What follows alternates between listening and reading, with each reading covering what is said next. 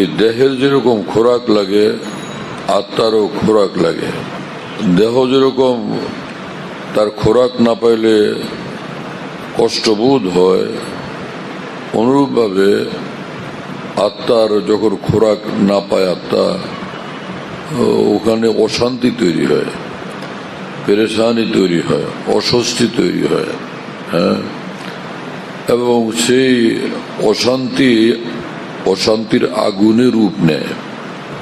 যে সকল মানুষের দিনের জ্ঞান নাই, সহি এলেম নাই, দিনের পাকা বুঝ নাই, সাধারণ মানুষ, এমনি সাধারণ বুঝ, তো ওই সকল মানুষরা মনে করতে থাকে যে এত খারাপ লাগে তো কি করি, তো বন্ধু বান্ধবের সঙ্গে আড্ডা দেয়, কিছুটা বাহ্যিকভাবে মনে হয় যে ফুর্তি করলাম, ভালো লাগলো, কিন্তু আসলে আত্মার খোরাক তখনও হয়নি। তো কি করা যাবে, তো চলো মদ খাই, নেশা করি।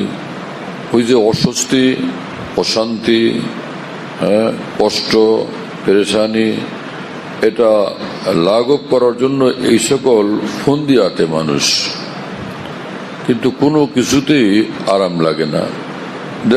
দেখা যায় যে এরকম প্রিয়তমার জন্য পাগল মানুষ, যে অশান্তির আগুন নিভানোর জন্য প্রিয়তমার সঙ্গে সাক্ষাৎ করতে গেছে, তাও তার আরাম হয়নি, কোনো ঝামেলা হয়ে গেছে, পরে দেখা গেল আত্মহত্যা করছে, সেও আত্মহত্যা করলো, এতে কি আত্মার শান্তি হলো?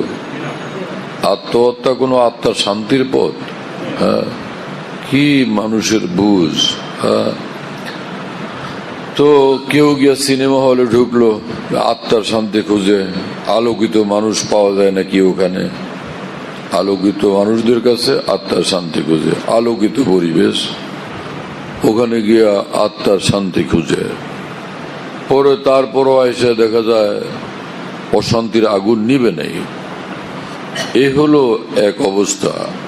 আরেকটা লোক, সে অশান্ত মন, অশান্ত হৃদয়, অশান্ত আত্মা নিয়া সে উজু করল, আর মহান আরশের মালিক, আসমান জমিনের মালিক, আমার মহান স্রষ্টা তিনি, আমার পালনকর্তা তিনি, তাকে ডাকি দেখি ভালো লাগে কিনা। উজু করলো, 2 রাকাত নামাজ পড়লো, 2 রাকাত নামাজ পড়তে পড়তে এখন ভালো লাগে, এখন আরাম লাগে।